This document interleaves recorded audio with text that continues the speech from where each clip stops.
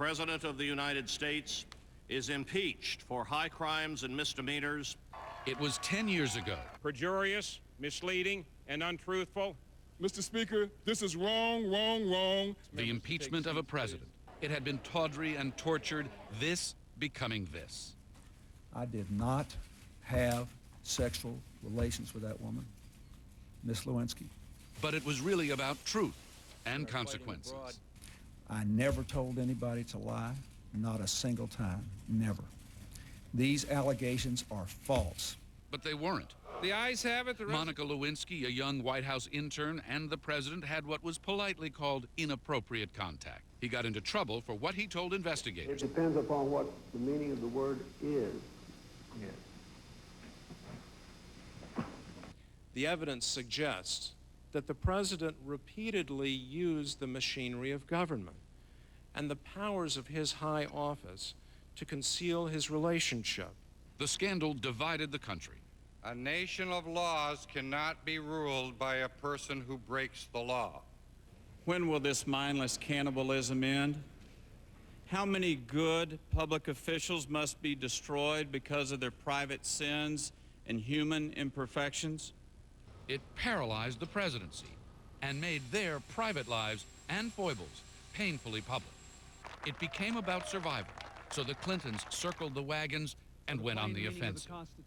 The great story here, for anybody willing to find it and write about it and explain it, is this vast right-wing conspiracy that has been conspiring against my husband since the day he announced for president.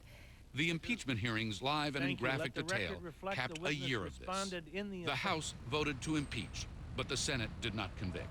He's worked ever since to reclaim his reputation. She's run the marathon and has gained influence. But there will always be that history, and private lives will always be the quicksand of American politics. So the quicksand of American politics, Kira. They made it through that, obviously. They did it because they circled the wagons, as I said. They stayed together. They adopted a really tough strategy. And they made this a political battle. And in the end, the country and the Senate said, you know what? A sex scandal and all the lies surrounding it, not enough to bring a presidency down.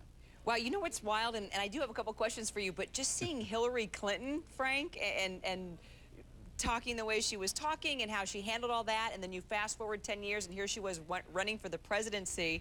I don't know, it's fascinating to kind of see her then and see her now. Well, you've got to give her incredible credit, and she has taken her lumps, and we know this, you know, from all across the spectrum. People who said she should have left her husband, people who said she's part of the vast left-wing conspiracy, and she hung in there, and she deserves a lot of credit for that in the American political system, just to kind of stay with the fight and stay in the game and put herself out there. I mean, regardless of what you think about the Clintons' politics, and they remain divisive, by the way, of course, is they are in this game, and they are one tough political couple.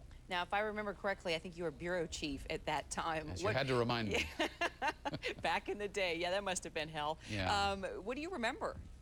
Oh, what I remember is being taken in places, Kira, that we'd never been taken before. I mean, we had to figure out what kind of language to put on television, how to describe this sexual scandal. You know, when the president said it depends what your definition of is, it was, he was talking about the definition of sexual relations.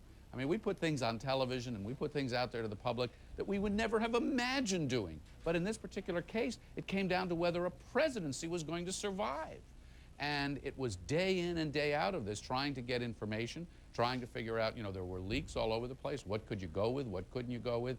But really, it was about seeing a constitutional crisis built around an intensely personal and really tawdry, nasty scandal like that. And you sort of wonder if that would have happened to a woman, you know, what would have happened to her reputation? It happened to a man, and the guy's still a rock star. I mean, he went through a tough time, but he kept his popularity. You know, the questions about the political implications of it, the social implications, the double standards, as you say, you know, issues of governance and propriety. I remember we had a lot of conversation about other presidents and people saying, like Ronald Reagan and others, who never took their, you know, suit coat off in the Oval Office, and this had somehow sullied the Oval Office beyond belief, and by itself was enough for the president to resign. Others said the presidency needs to be stronger than this, and this, you know, had a lot to do about our institutions of government. And of course, the way the world looked at us. Some people thought we were out of our minds because the French, I mean, they have traditions of their own, as we know, and the Europeans, and they thought, you know, the Americans had just gone off the deep end. It was a bizarre, surreal time. Yeah, I think in some ways we did go off the deep end, but I can't believe it's been 10 years. Frank? Well, you know, you're right. And what's interesting, if I may very quickly, it really is fascinating to see where the country came down on these issues of privacy and sexual behavior and private lives of public officials, because I think that may have been the big surprise. People, I think in the end, especially observers and people here in Washington, surprised where the country came down on that.